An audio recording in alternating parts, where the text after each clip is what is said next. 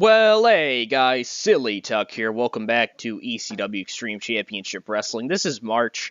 I wanted to quickly apologize for the lack of consistency in uploads, to be honest. Yeah, there's not much of a reason why, at all, really. I'm just not getting around to it, and that's my bad, I guess. It's just kind of something I'm not doing right now. I don't know why. I'm not unpassionate, I'm not unhappy about what's going on.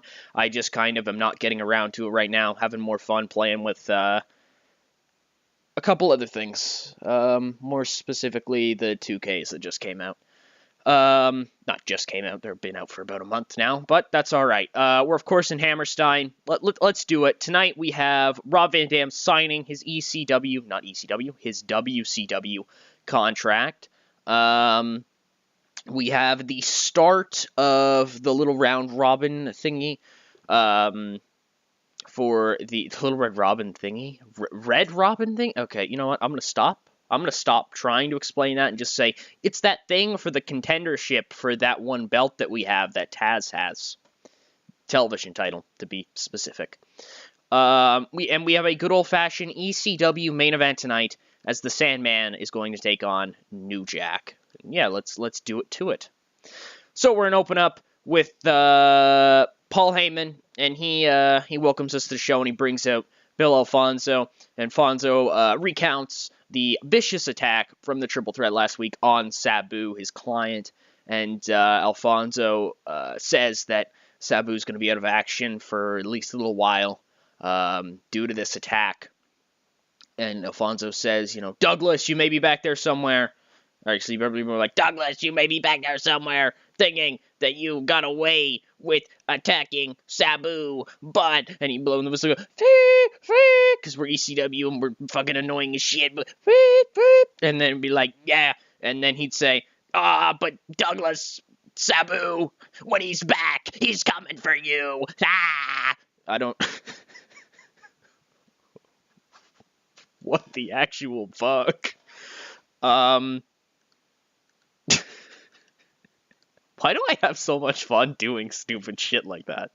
But yeah, decent rating to get us off. And yeah, Sabu's going to be out of action for some time due to the Triple Threat.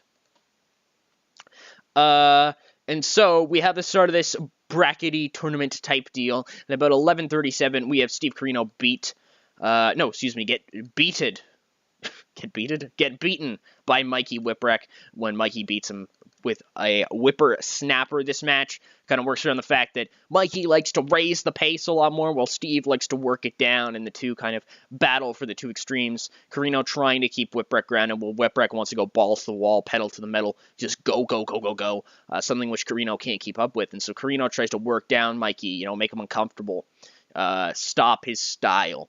And so instead, Corino kind of lets Mikey slip from him, and Mikey does what he wants to do, and he's able to pick up the victory for it.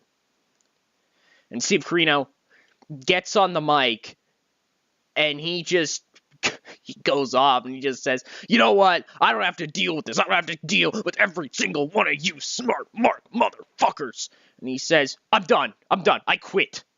Alright, I wanted to make this place something special. I wanted to show this place what a real wrestler looked like. You people don't deserve to see a real wrestler. Fuck you. Just drops the mic and leaves. And Steve Corino has just fucking quit ECW. Because he lost a match. Oh. Okay. Alright, I guess. That's a thing. Yeah, Corino just kind of walks out. What does this mean for the future of the television title and its contendership? Tune in next week. We have a promo from the FBI on the Dudleys, and, they say, they tell the Dudleys to enjoy their tag titles while they last, and while they can, because the second that the FBI are ready to get rolling again, they're coming for the Dudley Boys. They've got their rematch clause, and they're going to be using it at Living Dangerously. I knew that. I didn't have to look at it or anything. You didn't see anything. They're going to be using it at Living Dangerously to get a shot at the Dudley Boys, a shot at the tag team titles. And Dudley boys, you best be ready, because crime doesn't pay. We had a pretty nothingness match between the Blue Meany and Draws, as, the Blue Meany was not supposed to win. That's okay. Meany picks up the victory. And, good win for Meany. Draws improves. Both guys kind of just brawling, having fun with the crowd. Kind of an entertaining type match. The Blue Meany getting over. Like, Draws is like, I fucking hate hardcore wrestling. And then Meany's like, I'm blue. And the fans are like, woo! He's blue! Woo! Yeah, and that allows Blue Meany to pick up the victory. I'll let you figure that one out. We had a promo from the franchise. So yeah, they talk about how, I guess Shane Douglas simply says, Sabu, you got what was coming to you. When you mess with the triple threat. When you mess with the franchise. There's only one outcome. No matter what. No matter how many different times you try, there's only one outcome, you see. Sabu, what happened to you was inevitable. You got taken out. You got your ass franchised. And now we turn our attention on a more pressing matters. And that would be you, Bam Bam. And you, Old Man Lynn. But tonight is not a night about problems. Tonight is not a night about looking towards the future. Tonight is a night to live in the present. And Douglas pops open a bottle of champagne. And the triple threat, all 5 of them, the 5 members of the triple threat, thank you, they celebrate. They celebrate taking out the homicidal, suicidal, genocidal maniac. And Steve Regal is asked backstage about what he feels, asks about how he's feeling about ECW, and Regal says, I, quite frankly, don't understand the appeal of this extreme championship wrestling. No. You see, being here makes me feel defamed. But even in the dirtiest of rough, there are diamonds. And when these diamonds are put under the proper pressure, they show themselves. And that is what I am trying to do here. I am trying to make this brand mean something.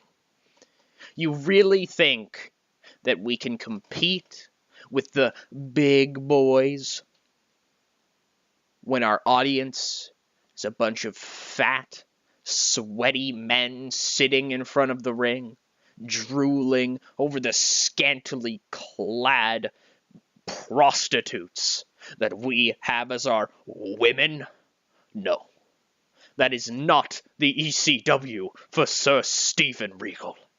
I will bring ECW to a new level of greatness, one never thought attainable by somebody as feeble-minded as yourselves watching this program. You see, I will make a man. I will make a diamond out of this rough. And we get our crazy fucking ass main event, in which the Sandman picks a victory against New Jack by pinfall. He hits him with a flying leg drop. Just a fucking blood-pissing, good old-fashioned ECW throwdown. They murder each other. Kendo sticks, chair shots, whatever. Just 2 guys beating the piss out of each other for reasons. Alright, because it's ECW, brother, and that's what we do here. And we're going to move into our final segment of the night. holy shit, RVD is ridiculous. RVD comes down to the ring, and he's meted there. God damn. He's met in the ring by this guy, Bobby Cruz. He's a WCW official, you know, and he brings out the contract. And you remember Dreamer told everybody be respectful. They do not follow his wishes. They boo RVD. They throw things at him, as they do. And Van Dam picks up the mic as they're all booing, and he says, "Let's be honest. We all know why you're booing. It's because you know you'll never, ever see anybody on the talent level of the whole fucking show ever again. And that's why I am the whole fucking show." And he says, "Now, all right, where do I sign here? How do I get this done?" And the WCW official takes the mic and he says, "Well, you know, Mr. Van Dam, there have been some changes to the contract." Van Dam's like, "What? What do you mean changes? Changes? No, we don't do changes. We don't do changes here." And Cruz says, "Well, yeah, you see, management met.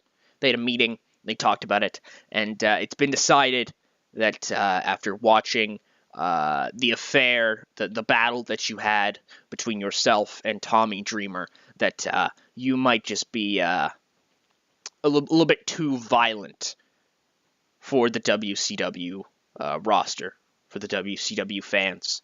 And I don't think that we really appreciate somebody like yourself on our roster." And Van Dam's like, "Wait, what? Hold on. You told me to go beat up this guy and to do a good job at beating this guy up, because then I get my title. Not my title, excuse me, my contract. And then you take my contract away from me because I was too violent at beating the guy up. I was too successful at the task you put in front of me." Cruz says, "Look, man, I'm just here to relay the message. Your contract is null and void. All right, you don't work with me. You don't work for me. You don't work for us." And Van Dam just sits there. The crowd cheers. So Van Dam just got his comeuppance finally for this entire time. And Van Dam stares down the WCW official. And he grabs a mic and he says, "That's fine. That's fine. You know, I may not like working here. I may not think that it's totally part of my ability. But something that management doesn't do here is they don't undercut me. They don't pull the wool over my eyes. So Ted Turner, I hope you're watching." And he hits a massive Van Daminator, just a kick straight to the side of the official's head. He goes down out cold. The crowd fucking pops so hard. RVD goes up into the corner, puts his thumbs up like he does, and the entire crowd joins him for the first time in a little while. Rob Van Dam. And, oh shit, what's his song? Walk by Pantera plays us out. As RVD will not be signing a WCW contract after all. He's in with ECW for however long his contract will remain, but we're more than happy to have him. We are ecstatic, especially with ratings like those.